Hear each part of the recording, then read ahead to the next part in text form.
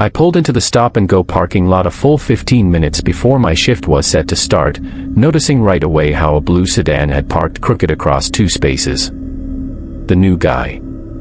Management had mentioned yesterday that I'd be training someone tonight. The car door swung open and a young man stepped out with messy hair and a crumpled uniform shirt, one hand clutching his phone while the other carried a massive energy drink. Being a single mother of 2 kids meant I absolutely couldn't afford to lose this position. The stop-and-go paid almost twice what other convenience stores in Riverdale offered, which meant I could actually put food on the table and save a bit each month. There was obviously a reason for the unusually high pay, but that wasn't something you exactly explained in a job posting. The new employee walked toward me wearing an easy grin, extending his hand as I climbed out of my vehicle. "Mark Carter," he said. "You must be Samantha." I gave a brief nod, shaking his hand quickly before heading toward the store entrance. "Just call me Sam. Let's get inside and I'll show you around." The overhead lights buzzed as I unlocked the front door. The night manager wouldn't be showing up until much later, which left me plenty of time to cover the basics with Mark. And by basics, I meant the rules. The absolutely crucial rules that kept us breathing. "So," Mark said, trailing behind me inside. "Thomas mentioned you've been here quite a while." 3 years, I replied, moving behind the counter and stashing my purse in the locked drawer where employees kept their belongings. Which means I've outlasted about 12 other employees who didn't take this job seriously. Mark laughed, clearly assuming I was making a joke. I wasn't. "All right, before we get to register training, there are some store-specific rules you need to know," I said, studying his face carefully. "Rule number 1, never work alone, no matter what. Even if someone calls in sick, you call me or another employee before starting your shift solo." Mark nodded while adjusting his name tag. "Sure, makes sense. Safety in numbers and all that." "This isn't about robbery prevention," I stated firmly. 2 years ago, a guy named Jason decided to cover an overnight shift by himself when his partner called in sick. The security cameras showed him working normally until 2:17 a.m., when he looked up at something off camera and then walked into the storage room. He never came out. Mark's smile faltered slightly. "What? Like he stole something and ran out the back?" I shook my head. The back door was locked from the inside. All his belongings were still here. His car was still in the parking lot. He just vanished. "That's..." Mark started, then shrugged. "Weird coincidence, I guess." I could already tell this was going to be an uphill battle. Some people simply wouldn't believe until they witnessed things firsthand. And even then, they'd find ways to explain it away. I'd watched it happen with other new hires before. "Let me show you the store layout," I said, changing tactics. I'd circle back to the rules throughout the shift as relevant situations arose. I guided Mark through the aisles, demonstrating where everything was stocked, how to check expiration dates, and the proper rotation procedures. He seemed reasonably sharp, asking decent questions about inventory and picking things up fairly quickly. When we reached the refrigerated section, I handed him a box of energy drinks to restock. "So, why exactly is the pay so good here?" Mark asked as he arranged cans in the cooler. "Most places like this pay minimum wage." "The unusual hours," I lied. It wasn't entirely untrue. "And the special circumstances." "Special circumstances," he repeated. Before I could respond, a loud scratching noise erupted from the direction of the bathroom. It sounded like fingernails dragging slowly across the inside of the door. Mark turned toward the sound. "What's that?" he asked, already stepping away from the cooler. I grabbed his arm firmly. Rule 5, never investigate bathroom noises between 10 p.m. and 5 a.m. The scratching grew louder, more insistent. Mark pulled away from my grasp. "Someone might need help," he said, moving toward the bathroom. I stepped directly in front of him, blocking his path with my body. "No. Trust me on this. We don't check bathroom noises." Not ever. Come on. That's ridiculous, Mark argued, trying to step around me. What if a customer fell or something? The bathroom is empty. I checked it before we closed the cooler section, which is standard procedure. There's no one in there. I stood my ground, arms crossed. The scratching stopped abruptly, replaced by a soft crying sound that might have been a child. Mark's eyes went wide. Do you hear that? That sounds like a kid. He tried to push past me. I planted my feet firmly and placed both hands on his chest to stop him. It's not a kid. It's never a kid. That's how it tricks you. For the first time, I saw uncertainty flicker across Mark's face. The crying continued for another 30 seconds, then stopped as suddenly as it had begun. We stood in silence for a moment. What was that? Mark finally asked. That, I said, is why we get paid so well. As we continued the training, I explained more of the rules. Rule 2, no alcohol sales after 2 a.m., even if the customer threatens you or offers extra money. Rule 3, if the lights blink 3 times in a row, go to the back room immediately and wait exactly 7 minutes before coming out. Mark listened with growing skepticism. These sound like urban legends or horror movie rules. Rule 4, I continued, ignoring his comment, is crucial. When regular customers come in acting strange, walking oddly, speaking in a flat voice, or just seeming off, they're not themselves anymore. Don't talk to them. Don't look them in the eye. And definitely don't let them touch you. Not themselves. Mark laughed. What does that even mean? It means exactly what I said, I replied flatly. You'll understand when you see it. As the evening progressed, I showed Mark how to clean the coffee station, run inventory reports, and handle the register. Throughout it all, I continued explaining the various rules and procedures unique to our store. Each time his responses grew more dismissive. So, let me get this straight, he said as I explained the 11 p.m. protocol. Every night at exactly 11 p.m., we have to lock the front doors even if customers are still shopping. Yes, I confirmed. At 10:58, we warn any remaining customers that we need to lock up temporarily. Any stragglers are walked out through the employee exit at the back. And this is official store policy. Locking customers in or kicking them out at 11 o'clock. He raised an eyebrow. It's not locking them in, it's locking other things out, I said. And yes, it's official policy. Thomas will tell you the same thing. Mark shook his head. This is just horror movie nonsense. Next you'll tell me there's a full moon rule or something about not getting wet after midnight. I sighed.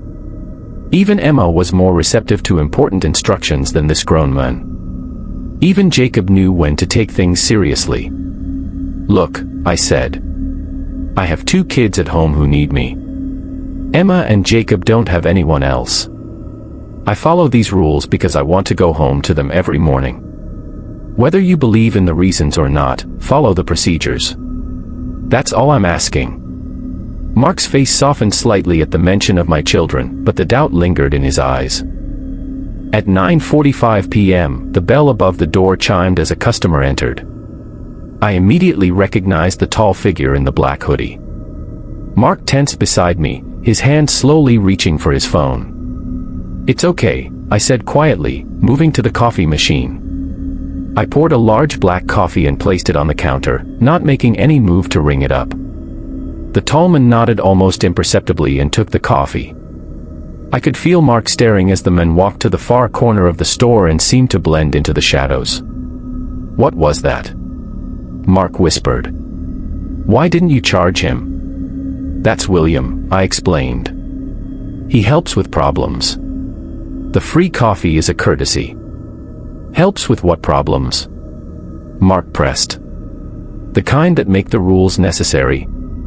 I answered simply. For the remainder of our shift, Mark continued learning the register system and stocking procedures. William stayed in his corner, occasionally shifting to different areas of the store, but never speaking. Just before our shift ended, the tallman placed his empty cup on the counter and left without a word. "That guy gives me the creeps," Mark said once William was gone. "And all these rules. I've worked night shifts before, and sure, weird customers come in, but there's nothing supernatural about it." I finished counting my register and looked at Mark directly. "I'm not asking you to believe in the supernatural. I'm asking you to follow the procedures that have kept employees at this store alive." Mark laughed again, shaking his head. "Right. Mysterious disappearances and things that are not themselves. Listen, I appreciate you trying to make the night interesting, but I'm a bit old for ghost stories." As we left the store and headed to our cars, I felt a knot of worry tightening in my stomach. I'd witnessed this attitude before, and it never ended well. People who dismissed the rules tended not to last long at the stop and go. "Just be careful, okay," I said as we reached the parking lot. "And remember, never work alone." "Sure thing, boss," Mark replied with a mock salute. "I'll make sure to check for monsters under the cash register, too." I watched him drive away, the knot in my stomach growing tighter. I needed to pick up Emma and Jacob from my neighbor's house, get them to bed, and somehow get some sleep myself before doing this all again tomorrow night. As I started my car, I couldn't shake the feeling that Mark's training had been inadequate. Not because I hadn't tried, but because he simply refused to listen. Some people had to learn the hard way. I just hoped Mark would survive the lesson. 3 days had passed since Mark's first shift, and I was already exhausted from his constant dismissal of everything I tried to teach him. Tonight was no different as I watched him carelessly tossing energy drinks onto the shelf instead of arranging them properly. "You're going to break one of those if you keep throwing them," I said, moving to fix his sloppy work. Mark shrugged. "They're cans. They'll be fine." I bit back a sharper response.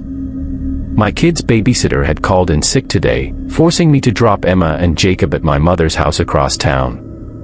The extra driving had left me with barely 4 hours of sleep, and my patience was wearing thin. "Let's go over Rule 2 again," I said, moving toward the liquor section. "No alcohol sales after 2 a.m. Even if they offer me $1 million or threaten to kill me," Mark interrupted, mimicking my serious tone before switching back to his casual one. "Yeah, I got it the first 3 times." I stopped walking and turned to face him directly. "This isn't a joke, Mark. 2 months ago, a guy offered one of our cashiers $500 for a bottle of whiskey at 2:30 a.m. She took the money. Then she sold him the bottle. He left and 10 minutes later he walked back in. Except it wasn't him anymore." I kept my voice steady. Whatever came back wearing his face broke both her arms before William intervened. Mark rolled his eyes. "More superstitious garbage. There's probably some logical explanation, like the guy was on drugs or something." The security footage showed him walking through the closed door. Mark, not opening it, walking through it. "Security footage gets glitchy all the time," he said dismissively. "I'm not buying into this horror movie stuff just because this place has some weird vibes." The front door chimed, and I looked up to see Karen Mitchell entering the store. She came in every day at the same time to buy her lottery tickets. Except something was wrong tonight. Very wrong. Karen's body moved in jerky, uneven steps. But the truly disturbing part was her neck, bent at an angle that no human spine could possibly achieve without breaking. Her head tilted almost completely sideways, nearly touching her shoulder. Yet she continued walking forward. I grabbed Mark's arm hard enough to make him wince. "What the?" he started to say. "Remember Rule 4, I whispered urgently. "When regulars act strange, they're not themselves anymore." Mark stared at Karen, his usual smirk faltering as the elderly woman moved deeper into the store. Her head remained at that impossible angle, but now her eyes, previously fixed straight ahead, swiveled in their sockets to look directly at us without her face turning. "That's just Karen," Mark whispered back, though I could hear the uncertainty creeping into his voice. "Maybe she has a medical condition or something." "That's not Karen anymore," I said firmly, pulling him toward the back room. we need to go now." For once, Mark didn't argue. We retreated to the employee area, and I closed the door behind us, leaving it open just a crack so I could monitor the situation. "What are we doing?" Mark asked, his voice lower than usual. "We can't just hide back here." "We wait until she leaves," I explained. "Whatever's wearing Karen right now will get bored and go away if we don't engage." Through the crack in the door, I watched as not Karen moved through the aisles with that same jerky, unnatural walk. She picked up items, looked at them while tilting her head at impossible angles, and put them back in the wrong places. It felt like forever but was probably only 5 minutes before she walked to the door and left without buying anything. I waited another full minute before opening the door. "All clear," I said, stepping back into the store. Mark followed, looking around cautiously. That was weird, but she could have some kind of neck problem. My aunt had this thing where, Mark, I cut him off. Normal people with neck problems can't turn their heads 90 degrees to the side while keeping their bodies facing forward. What we just saw wasn't human anymore. He didn't have a quick comeback this time, and I counted that as progress. The rest of our shift continued without incident until 10:55 p.m. when Joseph Rodriguez walked in. Joseph was a regular who often stopped by after his late shift at the factory across town. "Evening, Sam," he greeted me with a tired smile. "Hi, Joseph. Just so you know, we'll be locking the doors in a few minutes," I warned him. He nodded absently, already heading toward the snack aisle. Mark looked at me with confusion. "Why are we locking the doors? We're open 24/7. Rule 6, I reminded him. At exactly 11 p.m., we lock the front doors. No exceptions. I moved to the entrance, keys in hand, watching the clock on my phone. Joseph was still browsing the chip selection, seemingly unconcerned about the time. "This is ridiculous," Mark said. "We can't just lock a customer inside." "We have exactly 2 minutes," I replied, not taking my eyes off the time. At 10:58, we warn any remaining customers. At 11 o'clock sharp, those doors get locked whether people are inside or not. I walked over to Joseph. "Sir, I need to lock the front doors in 2 minutes. If you're not finished shopping by then, I'll have to let you out through our employee exit in the back." Joseph nodded, grabbing a bag of chips and a soda. "No problem. I'll be quick." At 10:59, Joseph was still at the register with Mark ringing him up. I stood by the doors, keys ready. "Mark, hurry it up," I called over my shoulder. "He's paying, Sam." "Give us a second," Mark replied with annoyance. The clock on my phone changed to 11 p.m., and I immediately locked both deadbolts on the front doors. Through the glass, I could see the parking lot was empty except for our cars, but the darkness beyond the lot's edge seemed deeper than usual. "Come on," I said to Joseph once he had his items. "I'll show you out the back way." Mark watched with obvious disapproval as I led Joseph through the employee area to our special exit, a door with additional locks and symbols etched into the frame that most people never noticed. "Thank you," Joseph said as he stepped outside. I quickly closed and locked the door behind him. When I returned to the front, Mark was staring at me with his arms crossed. "You know how insane that looked, right? Locking the doors at exactly 11 o'clock and making the poor guy leave through the back like we're running some kind of secret operation." "We are running a secret operation," I said simply. "And the doors stay locked until 5 a.m. Mark shook his head. "What happens at 11 p.m. that's so dangerous? In 3 days, I haven't seen anything except an old lady with a stiff neck." "You don't want to see what happens when the doors aren't locked at 11 o'clock, I said. "Trust me on that." The rest of the night was quiet. Mark cleaned the coffee station while I restocked the cigarettes behind the counter. Around 1 a.m., Mark moved to the supply closet with cleaning supplies. I was checking inventory on my tablet when I heard Mark's voice from across the store. "Hey, Sam. Do you hear that?" I looked up to see him standing near the supply closet, his head tilted toward the door. I walked over quickly, already knowing what he was hearing before I got there. Faint crying, like a child in distress, was coming from inside the closet. "It sounds like a kid," Mark said, reaching for the door handle. "Maybe they got locked in somehow." I moved to stop him, but before I could reach him, a tall figure appeared directly behind Mark. William had materialized silently, seemingly from nowhere. "Don't," William said quietly. Mark jumped back with a startled yelp, nearly colliding with me.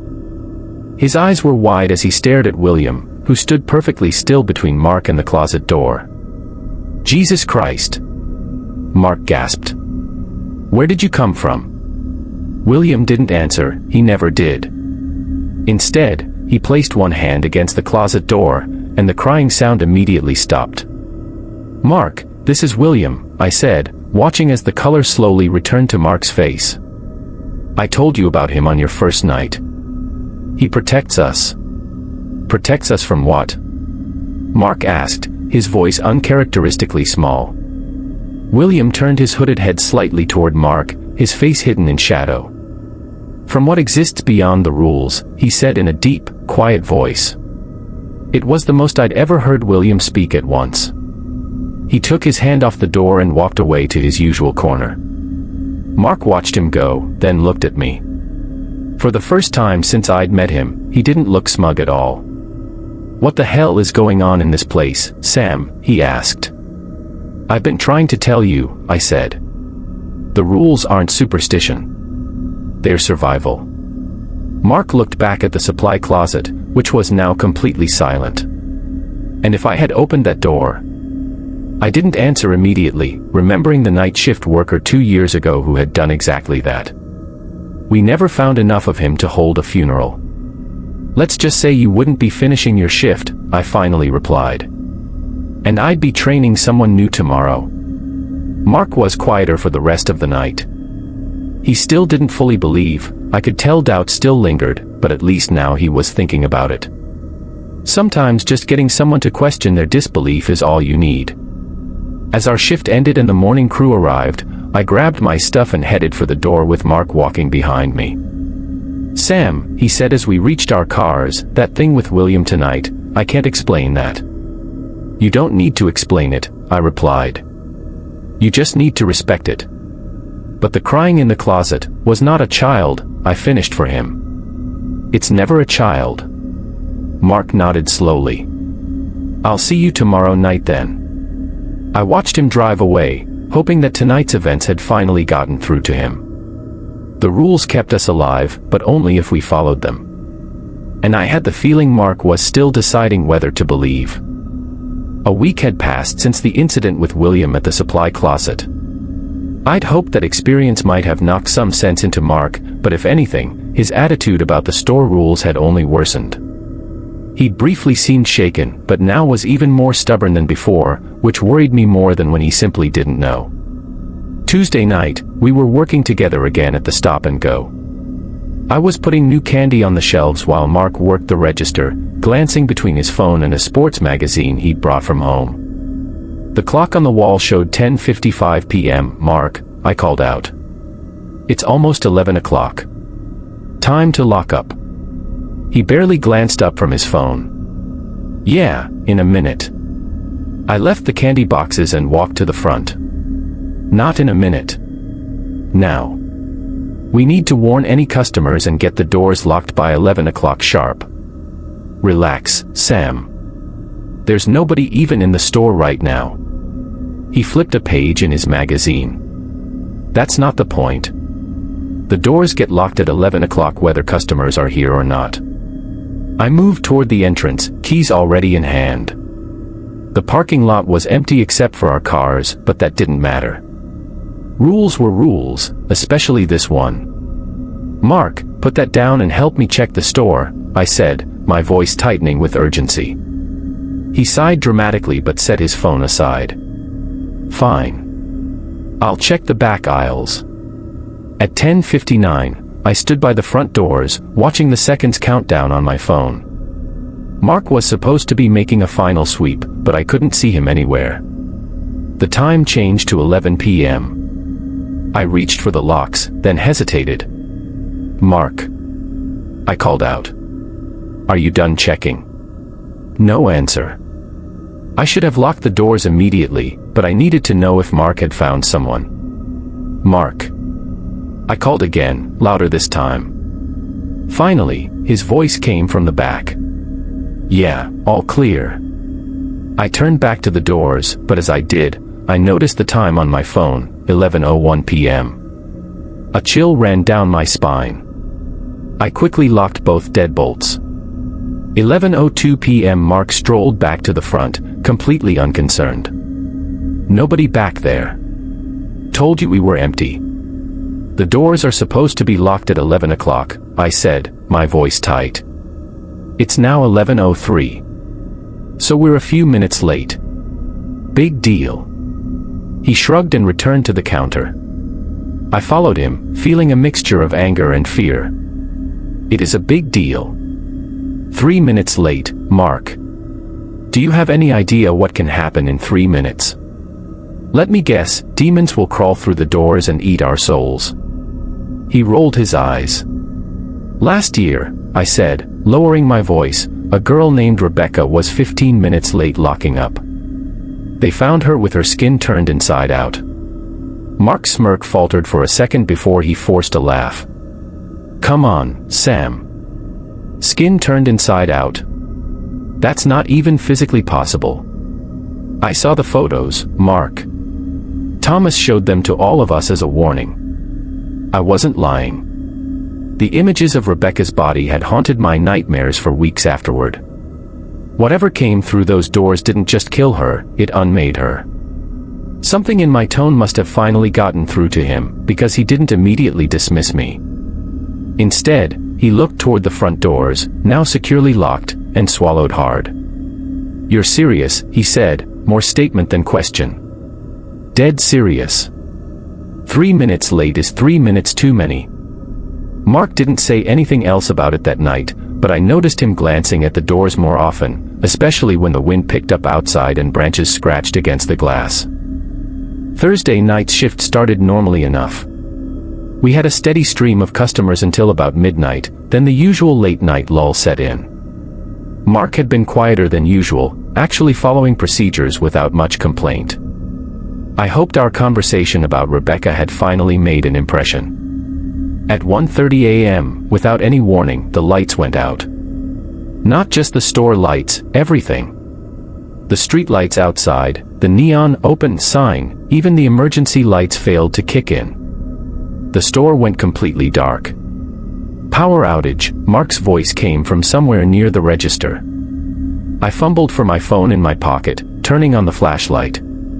"This isn't normal," I said quietly. The emergency generator should have kicked in automatically. As my eyes adjusted to the darkness, I could make out Mark's silhouette moving toward the front windows. "Looks like the whole block is out," he said, peering outside. "Get away from the windows," I warned, moving toward him. "Why?" A loud bang interrupted him as something hit the glass doors from outside.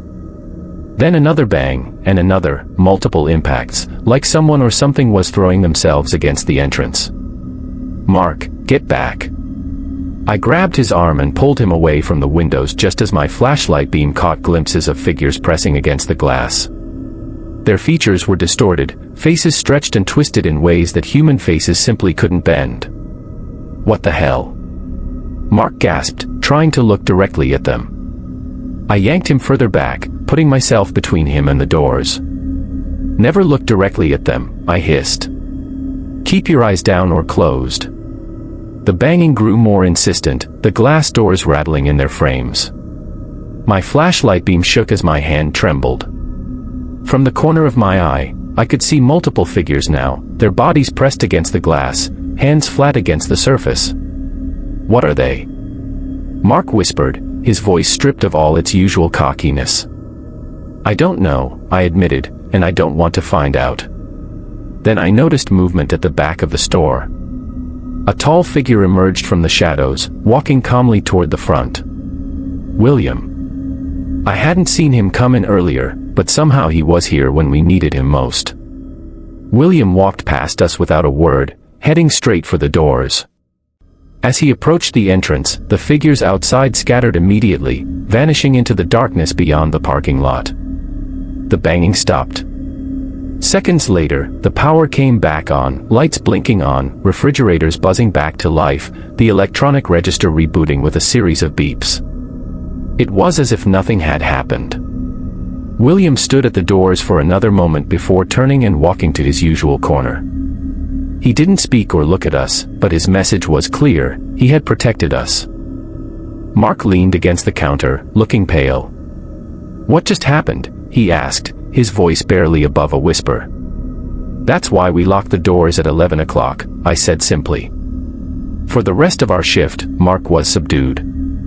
He jumped at small noises and kept glancing at William's corner as if making sure he was still there. When morning came and our replacements arrived, Mark practically ran to his car. I caught up with him in the parking lot. "You okay?" He took a deep breath. "That was. I don't know what that was." "It was what I've been trying to warn you about," I said. "The rules exist for a reason, Mark." He nodded slowly. "Yeah, I get that now. But..." He hesitated, looking back at the store. "Those things at the window, they couldn't have been real, right? Maybe it was just some teenagers messing around, and the power outage that happens sometimes." I looked at him in disbelief. Even after everything he'd witnessed, he was still trying to rationalize it away. "Mark, those weren't teenagers, and William didn't just happen to show up at the exact moment we needed help." "Look, I'm not saying nothing weird happened," he said defensively. "It was definitely unsettling, but there are rational explanations for power outages and people banging on doors." I gave up. Some people would never believe, no matter what they saw with their own eyes. "Just promise me you'll keep following the rules, even if you don't believe in the reasons." "Sure," he said, but I could tell he was just humoring me. Sunday afternoon, my phone buzzed with a text while I was helping Emma with her science project. It was from Mark. "Can I cover your Monday night shift? Need extra hours this week." I frowned and typed back, "You mean with Ashley?" Ashley was our newest hire, still in training but catching on quickly. "No, just me." Ashley called in sick. My stomach dropped. I immediately called Mark instead of texting, but he didn't pick up. I tried again. Still nothing. I sent another text, "Never work alone. Wait for me to find someone to work with you." 3 dots appeared as he typed a response. "No one follows these rules when you're not here anyway. Nothing ever happens." I called again. No answer. I texted Thomas explaining the situation. He responded that he would handle it, but I couldn't shake the feeling of dread. "Mark, do not work alone. I'm serious. It's dangerous." The 3 dots appeared again, then disappeared, then reappeared. "Relax, Sam. I'll be fine. See you Tuesday." I stared at my phone, a sense of impending doom washing over me. Emma looked up from her solar system model, noticing my expression. "Mom, is everything okay?" I forced a smile for my daughter's sake. "Yeah, honey. Just work stuff." But it wasn't okay. Mark was going to break the most important rule of all, and there was nothing I could do to stop him. I pushed open the door to the stop and go at 5:55 a.m. Tuesday morning, 5 minutes before my shift was supposed to start. The fluorescent lights overhead were blinking on and off unevenly. Something was wrong. The door shouldn't have been unlocked yet. Mark should have been waiting to hand over the register. "Mark." I called out, my voice sounding too loud in the empty store. No answer. The silence felt heavy, pressing against my ears as I took a few careful steps inside. The store looked normal at first glance, shelves stocked, coffee machine buzzing, register closed but intact. But Mark wasn't behind the counter where he should have been. "Mark, are you here?" I tried again, moving further into the store. That's when I noticed the drops on the floor. Dark liquid, almost black under the blinking lights, creating a trail from the counter toward the bathroom. My stomach tightened as I followed the trail with my eyes, not my feet. The bathroom door was closed. I pulled out my phone and dialed Thomas Jones immediately. The call went straight to voicemail. "Thomas, it's Sam. Something's wrong at the store. Mark's not here. The doors were unlocked, and there's something on the floor. I'm following protocol and leaving now."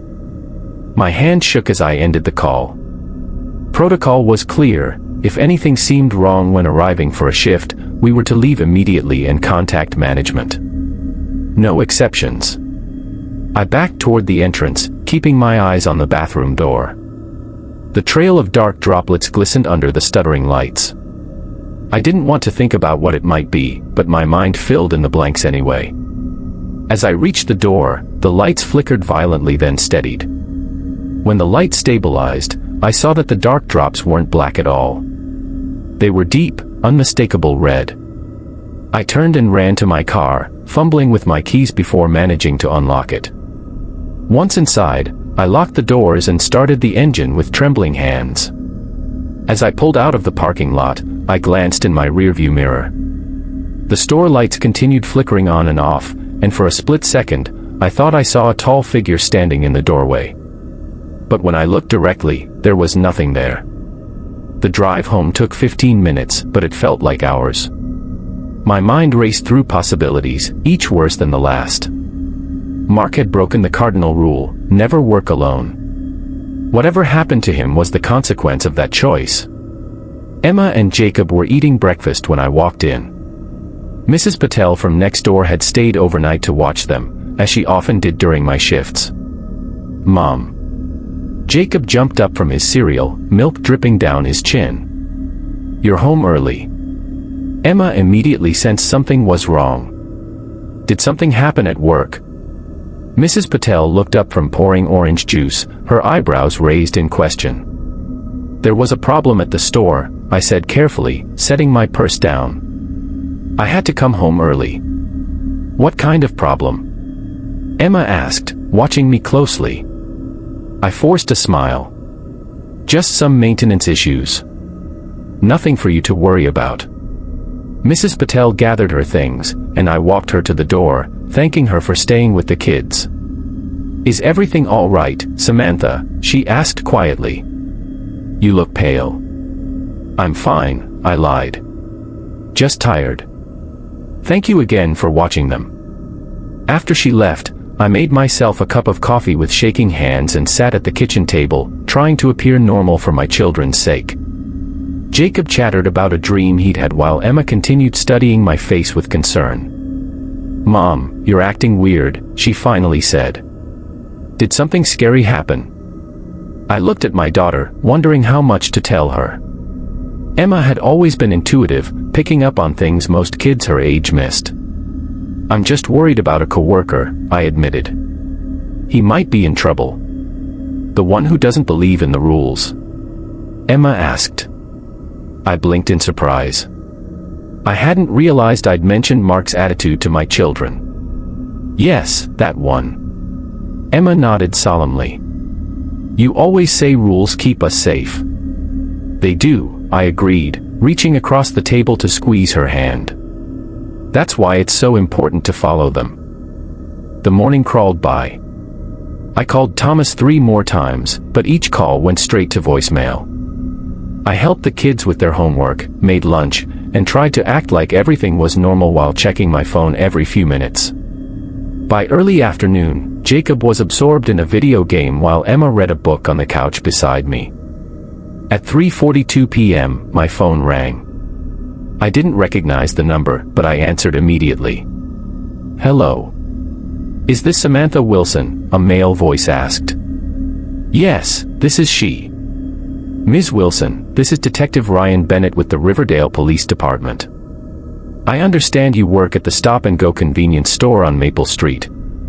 My throat tightened. "Yes. I need to ask you some questions about your coworker, Mark Carter. Would it be possible for you to come down to the station this afternoon?" I glanced at Emma, who had looked up from her book. "I have my children with me. Could you tell me what this is about first?" There was a pause on the line. "Ms. Wilson, I'm afraid Mr. Carter's body was found behind the store this morning. Given that you were scheduled to relieve him, we'd like to speak with you." I felt dizzy, gripping the edge of the couch to steady myself. "His body," I repeated, my voice barely audible. "Yes. I'm sorry to inform you this way. Would 5 p.m. work for you to come in? We can arrange for someone to watch your children if needed." "No, I have a neighbor who can watch them. I'll be there." After hanging up, I sat motionless, the phone still clutched in my hand. Emma put her book down and moved closer to me. "Mom, what happened?" I looked at my daughter, trying to find words that wouldn't frighten her. "The coworker I was worried about, something bad happened to him." "Is he dead?" she asked directly. I nodded slowly. "Yes, honey. He is." Emma was quiet for a moment. "Because he didn't follow the rules?" "I think so," I whispered. Mrs. Patel agreed to watch the kids again while I went to the police station.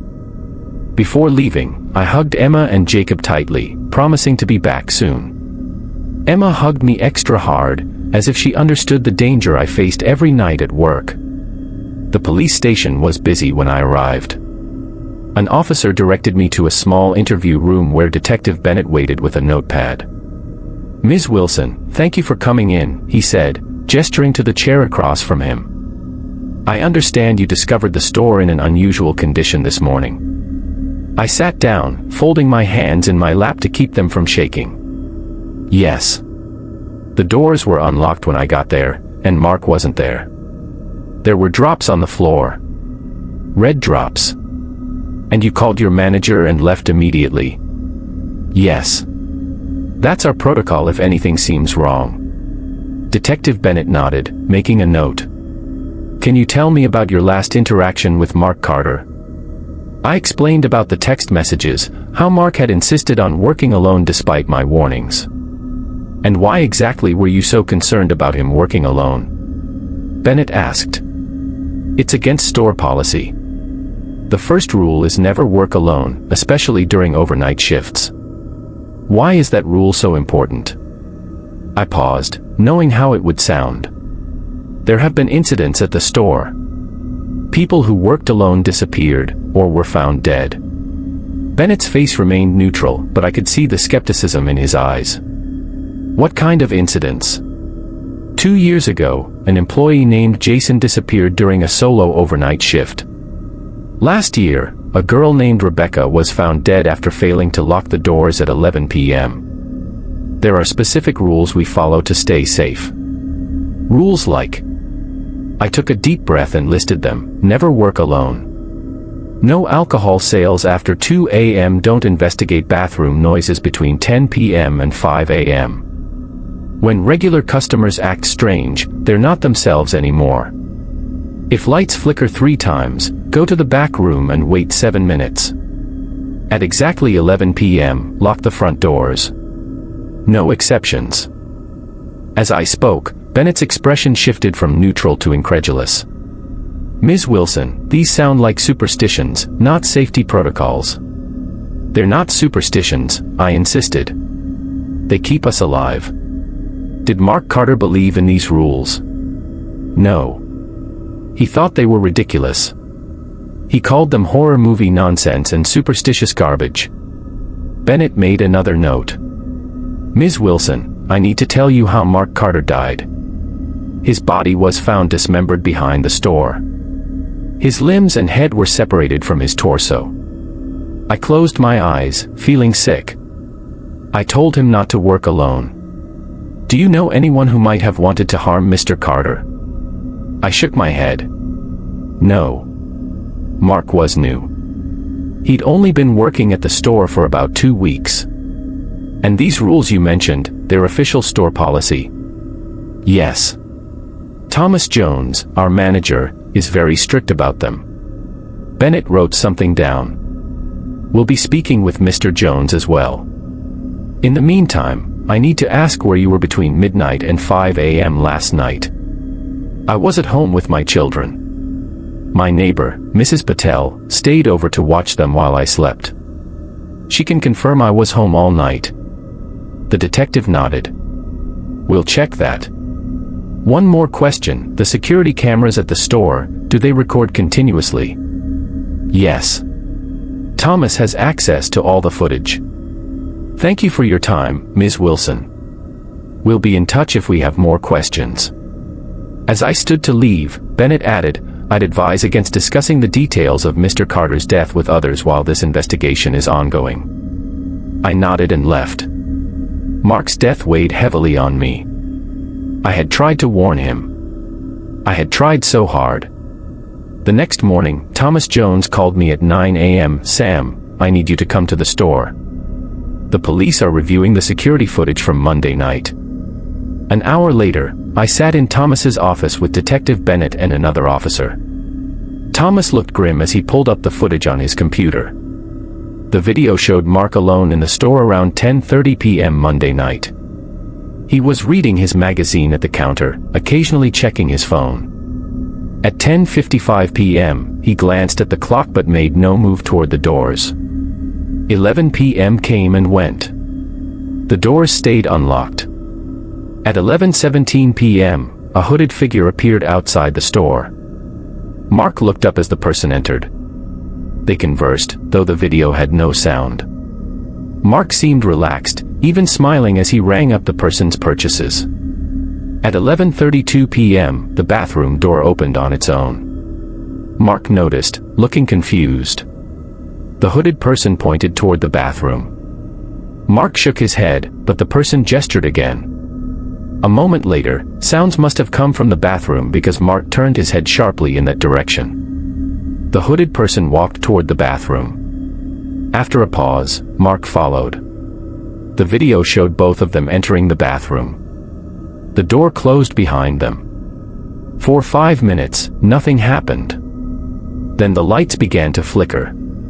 The camera image distorted, breaking into static before cutting out completely. When the footage resumed at 12:17 a.m., the store was empty. The bathroom door was closed. Dark droplets led from the bathroom to the back exit. Thomas stopped the playback. Detective Bennett looked troubled. "Can you identify the hooded figure?" he asked Thomas. "No. That wasn't William," Thomas replied, anticipating the question. "William never buys anything, and he never goes into the bathroom." Bennett turned to me. "Who is William?" "He helps with problems at the store," I explained.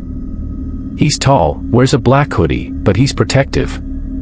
He wouldn't hurt Mark." Bennett didn't look convinced. "We'll need to question this William as well." "Good luck with that," Thomas muttered. After the police left, Thomas asked me to stay. He looked older than usual, the lines in his face deeper. "You followed the rules, Sam. You survived. Mark didn't." He sighed heavily. "I've hired someone new. Can you start training tomorrow?"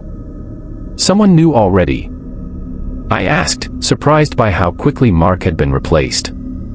"The store can't be understaffed. Not even for a day." Thomas handed me a file.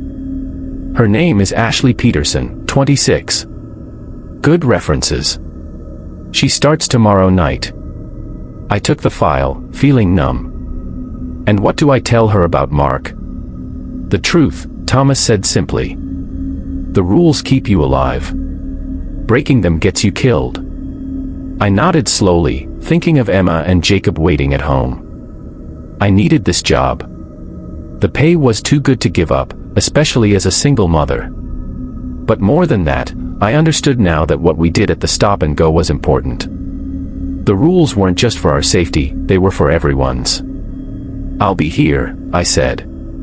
"And I'll make sure Ashley understands the rules better than Mark did." Thomas nodded, looking relieved. "Good. I knew I could count on you, Sam." As I drove home, I couldn't stop thinking about Mark's final moments. Had he realized his mistake when it was too late? Had he finally believed in the rules as whatever ccame through that bathroom door tore him apart? I would never know. All I could do was make sure the next employee understood what was at stake and hope they believed me before it was too late. 2 weeks had passed since I'd found those red drops on the floor of the stop and go. 2 weeks since Detective Bennett had shown me the security footage of Mark following that hooded stranger into the bathroom. 2 weeks since they'd found what was left of him behind the store. I still had nightmares about it, not about Mark's dismembered body. I hadn't seen that, thank God, but about what might have happened in those missing minutes of footage. What had come through that bathroom door? What had Mark witnessed in his final moments? Tonight was my third shift training Ashley Peterson, Mark's replacement. She stood beside me at the register, carefully counting back change to a customer who'd just bought cigarettes and a lottery ticket. Her movements were precise, methodical, nothing like Mark's casual disregard. "Have a good night," Ashley said to the customer, who nodded and left. The door chimed as it closed behind him. I glanced at the clock, 9:47 p.m. We still had plenty of time before the 11 p.m. lockdown. "You're doing great," I told her. "Much better than," I stopped myself. "Then Mark." Ashley finished for me, tucking a strand of dark hair behind her ear. "It's okay. Thomas told me what happened to him." I nodded, relieved I didn't have to dance around the subject. "Did he tell you everything?" "He said Mark broke the rules, worked alone." She hesitated. "And something got him." "That's the short version," I said. "The important part is that the rules keep us alive. All of them." Unlike Mark, Ashley had taken the rules seriously from day one. When I'd explained about never working alone, she'd nodded solemnly. When I told her about the 11 p.m. lockdown, she'd asked practical questions about how to execute it rather than questioning why. When I'd mentioned the bathroom noises, she'd simply asked what to do if she heard them. It was refreshing. It was also a relief. "Let's finish restocking the cooler," I suggested. "Then I'll show you how to run the nightly inventory report." We worked side by side, placing energy drinks and sodas in neat rows. Ashley was quiet but attentive, asking questions when needed but otherwise focusing on the task at hand. At 10:30 p.m., we moved to the back office so I could demonstrate the inventory system. I logged into the computer and pulled up the software. "This is pretty straightforward," I explained. "You enter the counts from your sheets, and the system calculates what we need to order." Ashley leaned over my shoulder, watching as I navigated through the program. "What happens if the numbers don't match up?" "Good question. If there's a discrepancy, you note it here." I pointed to a field on the screen. "Thomas reviews all the reports each morning." A loud bang interrupted us. We both jumped, turning toward the office door. "What was that?" Ashley whispered. I listened. Another bang, followed by a rattling sound, coming from the front of the store. "Stay here," I said, standing. "I'll check it out." I walked cautiously into the main store area. Everything looked normal until I noticed the bathroom door shaking in its frame. The rattling grew more violent, as if someone or something was trying to force its way out. I told Ashley to stay put, but she'd followed me anyway. She stood frozen a few feet behind me, eyes wide with fear. "Is someone in there?" she asked, her voice barely audible. I shook my head. No. The bathroom was empty when we checked earlier. I glanced at the clock, 10:42 p.m. Remember Rule 5, never investigate bathroom noises between 10 p.m. and 5 a.m. The door rattled harder, the hinges creaking under pressure. A low, guttural sound emanated from inside, not quite human, not quite animal. Ashley took a step back. "Shouldn't we do something?" "Yes," I said, turning away from the bathroom. "We keep working." I walked calmly to the register and began organizing receipt rolls, acting as if nothing unusual was happening. After a moment's hesitation, Ashley joined me, though her hands trembled as she arranged the candy display near the counter. The rattling continued, growing more insistent. The bathroom door bulged slightly, as if something massive was pressing against it from within. "How can you be so calm?" Ashley whispered. Practice, I admitted, and knowing that as long as we follow the rules, we'll be okay. The front door chimed, and we both looked up. William walked in, wearing his usual black hoodie. He moved silently toward the coffee station as he always did. I left the register and prepared his customary cup, black, no sugar. As I handed it to him, I lowered my voice. We could use some help, I said, nodding toward the bathroom. If you don't mind. William took the coffee, his fingers brushing mine. They felt oddly cool. He nodded once, then turned toward the bathroom. Ashley watched with wide eyes as William walked directly to the rattling door. He placed his free hand flat against the wood, and immediately the rattling ceased. The silence was sudden and complete. William opened the bathroom door and stepped inside, closing it behind him. For a long moment, nothing happened. Then the door opened again, and William emerged. He set the cup on the counter as he passed, nodding to me before exiting the store. Ashley stared at the bathroom door, which now hung perfectly still on its hinges.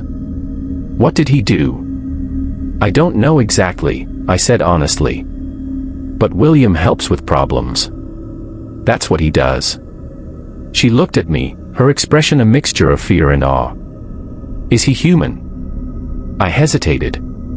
I don't think so. Not entirely. Ashley nodded slowly, handling it remarkably well.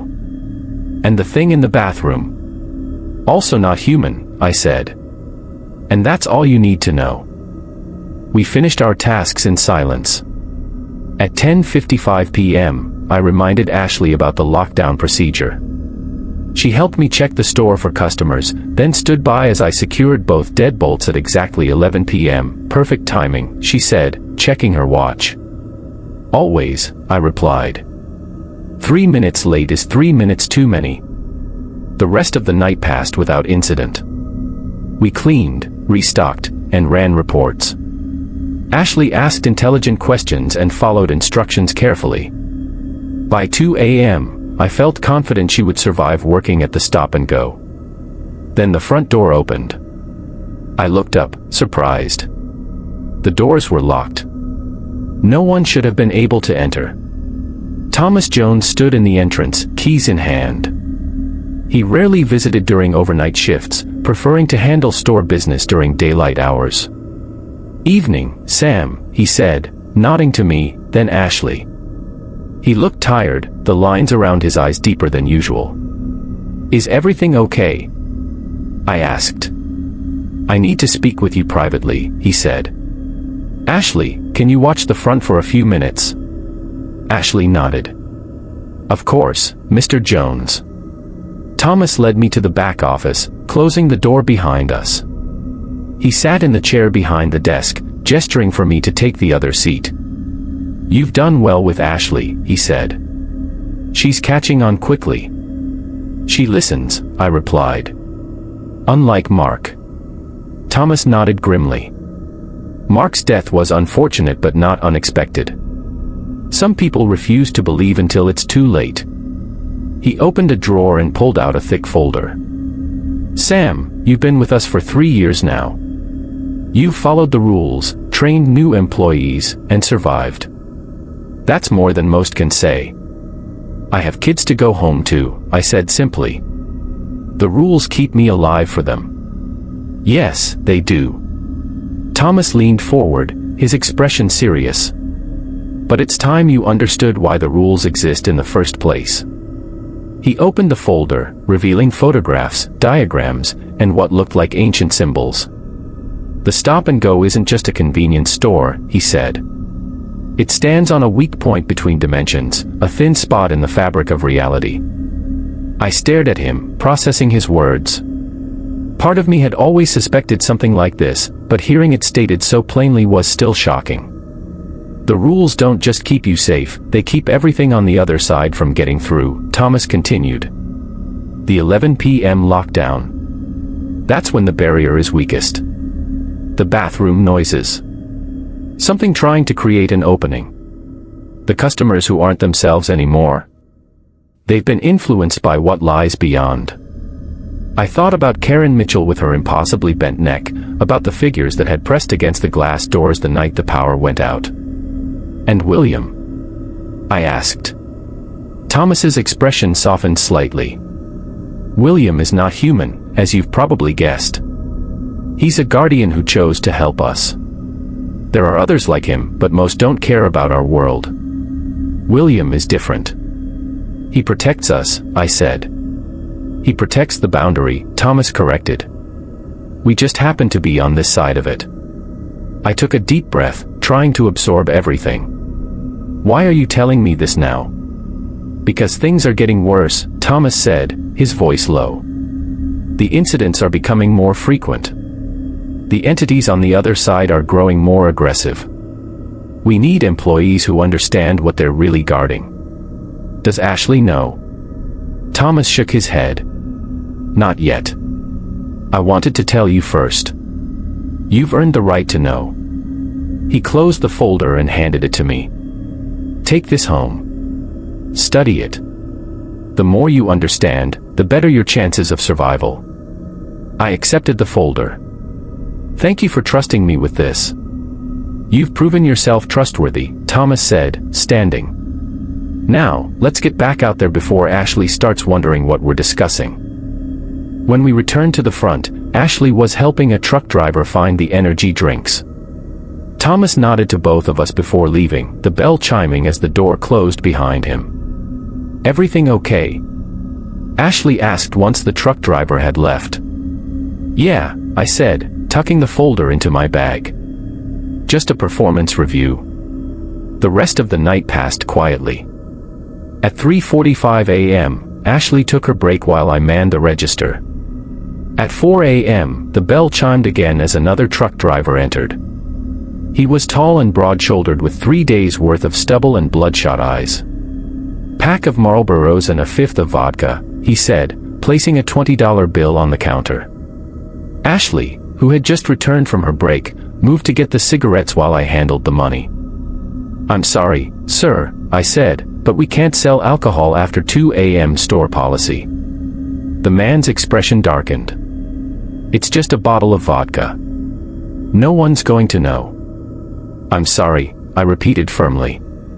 "We can sell you the cigarettes, but not the alcohol." "This is bullshit," he growled. "I've been driving all night.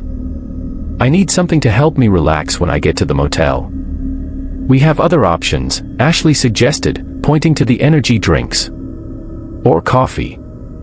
The man slammed his fist on the counter. "I don't want coffee. I want vodka." I stepped slightly in front of Ashley, maintaining a calm expression. "Sir, we simply can't sell alcohol after 2 a.m. It's the law." It wasn't, not in our state, but it was easier than explaining the real reason. "The law?" He sneered. "You think I care about the law?" As he spoke, something strange happened to his face. The skin around his mouth seemed to stretch, revealing too many teeth. His eyes, already bloodshot, began leaking a dark liquid that didn't look like normal tears. "Give me the vodka," he said, his voice distorting, dropping an octave. "Now." I grabbed Ashley's arm and pulled her back from the counter. "Sir, I'm going to have to ask you to leave." The man, or what was using the man's body, leaned over the counter. His face continued shifting in ways that human faces couldn't move. The smell of rot and something chemical permeated the air. "You know what I am," it hissed, its voice now a guttural growl. "You know what I need." I kept backing away, pulling Ashley with me. "We can't help you. Please leave." The creature snarled, a sound no human throat could produce. It reached across the counter, arms stretching impossibly long, fingers elongating into claw-like appendages. "The bottle," it hissed. "Give me the bottle." I remembered Rule 6, if lights flicker 3 times, go to the back room and wait 7 minutes. The lights weren't flickering, but the principle was the same, retreat to safety. "Ashley," I whispered, "when I say run, go to the back room and lock the door. Wait 7 minutes, no matter what you hear." She nodded, her face pale but determined. The creature began climbing over the counter, its movements jerky and wrong, like a puppet with tangled strings. "Run!" I shouted, shoving Ashley toward the back while I moved in the opposite direction, drawing the creature's attention. It turned toward me, mouth opening wider than any human mouth could stretch. I backed away, keeping the shelving aisles between us. "You can't have it," I said firmly. "You don't belong here. Go back." The creature emitted a sound somewhere between a laugh and a scream. It lunged toward me, knocking over displays as it came. I continued retreating, leading it away from the back room where Ashley had fled. For several terrifying minutes, I stayed just out of reach while keeping the creature's attention fixed on me. Its movements grew more erratic, more desperate. The distortion in its face spread until the truck driver's features were barely recognizable beneath the thing wearing his skin. Then, as suddenly as it had begun, the creature stopped. It tilted its head at an impossible angle, listening to something I couldn't hear. A look of fear, actual fear, crossed its distorted features. It backed toward the door, eyes darting around the store. Without another word, it turned and fled, the bell chiming cheerfully as the door closed behind it. I stood frozen for a moment, then hurried to the back room, knocking 3 times to let Ashley know it was me. She opened the door, her face still pale but composed. "Is it gone?" "Yes," I said. "It left." "What was that thing?" she asked, her voice steady despite everything she'd just witnessed. "Something that doesn't belong in our world," I answered. "Something the rules keep out, most of the time." Ashley took a deep breath. "I thought Mark was just being difficult when he didn't believe you. I didn't understand how anyone could dismiss what you were saying." She shook her head. "But that was..." "I know," I said gently. "It's a lot to take in." She looked me directly in the eyes. "I believe everything now," she whispered. "Every single rule, every warning, all of it." I nodded, feeling a sense of relief. Ashley would survive. She understood what was at stake. "Good," I said, "because believing is what keeps us alive."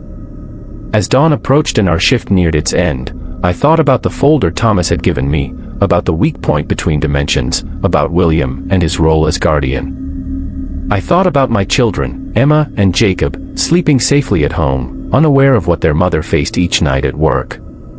And I thought about Mark, who hadn't believed until it was too late. Ashley would be different. She would survive. And so would I. 1 month after learning the truth about the stop and go, I found myself settling into a new routine. Thomas's folder had become a regular part of my life. I'd studied its contents carefully, learning about the thin spots between dimensions, the various entities that tried to break through, and the symbols that helped strengthen the barriers. Knowledge hadn't made the job less dangerous, but it had made the danger easier to understand. Ashley had proven herself a quick study and reliable partner.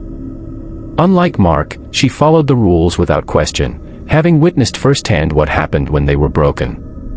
We developed an easy rhythm during our overnight shifts, moving around each other with the practiced efficiency of people who understood exactly what was at stake. Tuesday night started like any other. The store had been busy until about 10 p.m., when customer traffic slowed to a trickle. Ashley was restocking the candy aisle while I counted the register, preparing for the 11 p.m. lockdown. "How are Emma and Jacob doing?" Ashley asked, arranging chocolate bars in neat rows. "Good," I said, sorting bills into their proper slots. Emma got an A on her science project. Jacob lost another tooth. "That's great," Ashley said. "Emma's the one who figured out something was wrong with Mark before you did, right?" I nodded, remembering how perceptive my daughter had been. "She picks up on things. Sometimes I think she knows more about what happens here than I've told her." The clock read 10:56 p.m. I finished with the register and moved to the front doors, scanning the parking lot for any last-minute customers. It was empty except for our 2 cars. "Almost time," I called to Ashley. "Can you check the back aisles?" She nodded and disappeared behind the chip display. I pulled out my keys, ready for the lockdown procedure we performed every night. At 10:58 p.m., the lights went out. Not just the store lights, everything. The street lights outside, the neon open sign, even the glow from the refrigerated cases. Complete darkness. I waited for the emergency lights to kick in. They didn't. Sam. Ashley's voice came from somewhere in the darkness, tight with fear. Stay where you are, I called back, pulling out my phone. The screen illuminated, casting a weak blue glow that barely penetrated the blackness. I checked the time, 10:59 p.m. 1 minute until lockdown. I turned on my phone's flashlight and aimed it at the front doors. The beam looked feeble in the oppressive dark. What's happening? Ashley had made her way back to me, her own phone providing a small circle of light. I don't know, but we need to lock the doors now. A scratching sound came from the bathroom, a familiar noise that always spelled trouble. But this time, another scratching joined it, coming from the supply closet on the opposite side of the store. They're trying to come through in multiple places, I said, moving quickly toward the front doors. Ashley's flashlight beam swept across the glass doors, then stopped. Sam, she whispered. Look. Outside, barely visible in the darkness, stood figures. Not one or two, but many, their shapes indistinct, shifting slightly in the dark. They pressed close to the glass, watching us with eyes that reflected our flashlight beams like animals caught in headlights. Help me, I said, inserting my key into the first deadbolt. The figures outside began to move, pushing against the glass. Hands, or things like hands, pressed flat against the transparent surface, leaving smears that looked wet in our flashlight beams. Ashley fumbled for the second key with shaking fingers. I locked the first deadbolt as she inserted her key into the second. My watch beeped, 11 p.m. exactly. Ashley turned her key. The second deadbolt clicked into place with a solid sound. The figures outside went still for a moment. Then they all began pounding on the glass simultaneously. The doors shook from the impact. A wailing noise rose from outside, not quite human, not quite animal. A sound that made my teeth ache and my skin crawl. What do we do? Ashley asked, backing away from the doors. A tall figure appeared beside us, seemingly materializing from the darkness itself. I nearly screamed before recognizing the familiar black hoodie. William. I breathed, relief washing over me. He nodded once, then pointed toward the back of the store. Go, he said quietly. Now. We didn't argue. Ashley and I hurried toward the back room, using our phone flashlights to navigate. The scratching from the bathroom and supply closet had grown louder. The doors were bulging slightly in their frames, as if something massive was pressing against them from within. William followed behind us, moving swiftly and silently. As we reached the back room, he placed a hand on each door we passed, somehow quieting whatever was behind them. I pushed open the back room door, expecting darkness. Instead, a warm glow greeted us. Thomas Jones stood inside, several lanterns arranged around him. He looked grim but unsurprised to see us. Right on time, he said, gesturing for us to enter. William followed us in, closing the door firmly behind him. What's happening? I asked, trying to keep my voice steady for Ashley's sake. This is your final test, Thomas said simply. They're attempting a breach through multiple access points. A tremendous crash came from the store, followed by the sound of breaking glass. Ashley jumped, her eyes wide with fear. The doors, she began. William reinforced them before coming to find you, Thomas said. They'll hold for now. He moved to a metal cabinet I'd never noticed before, opening it with a key from his pocket. Inside were more lanterns, water bottles, and what looked like weapons, but not any kind I recognized. Thomas withdrew 2 of the strange devices and handed one to each of us. What is this? Ashley asked, turning the object in her hands. It resembled a flashlight, but with symbols etched into its surface, symbols matching those in the folder Thomas had given me. Protection, Thomas said. Point and press the button if anything gets through. It won't kill them, but it will force them back to their side. Screams echoed through the store, inhuman sounds that made my skin prickle with goosebumps. William stood by the door, head tilted as if listening. I don't understand, I said. Why tonight? Why all at once like this? Thomas looked at me steadily. Because you're ready now. Both of you. You've proven yourselves capable of following the rules, of believing without seeing. Now you need to see what you're really guarding against. He sat on a folding chair, waving for us to do the same. You've wondered why this job pays so well, he continued. Why a simple convenience store clerk makes nearly double the going rate. Now you know, you're not clerks. You're guards. Protectors. The last line of defense between our world and what lies beyond. Another crash, closer this time. William tensed, his tall form suddenly alert. They're testing the bathroom door, he said, his voice barely audible. Thomas nodded. They'll try the supply closet next, then the ceiling tiles. They're getting more creative. How long will this last? Ashley asked, clutching her device tightly. Until dawn, Thomas replied.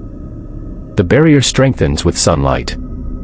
I thought about Emma and Jacob sleeping safely at home, about Mrs. Patel next door watching over them, about all the normal people in Riverdale who had no idea what happened at the stop and go every night. If we fail, I said slowly. If they break through, they won't stop at the store, Thomas confirmed. They'll spread. First Riverdale, then beyond. A terrible ripping sound came from outside the room, like fabric tearing on a massive scale. William moved away from the door, positioning himself between us and whatever was coming. The ceiling, he said. They're coming through the ceiling. Thomas stood, his expression grim. This is where you make your choice, Sam. Ashley, you can leave now. William can get you to your cars safely. Or you can stay and fight. But if you leave, don't come back. We'll find someone else. I looked at the device in my hand, then at Ashley. Her face was pale but determined. I'm staying, she said firmly. I thought about my children again, about the world they lived in, the future they deserved. If these things broke through, what kind of world would Emma and Jacob inherit? I'm staying too, I said. Thomas nodded, something like pride flickering in his eyes. Good. Remember your training. Remember the rules. They exist for a reason. The ceiling in the main store area gave way with a tremendous crash. Inhuman screams filled the air, accompanied by a smell like rotting meat and burning plastic. They're through, William said, moving toward the door. Thomas handed each of us a lantern. Stay together. Aim for their centers. And whatever you do, don't look directly into their eyes. William opened the door, revealing the chaos beyond. The store I knew had transformed into a battlefield. Shadowy figures moved through the darkness, their shapes shifting and flowing as if unable to decide what form to take.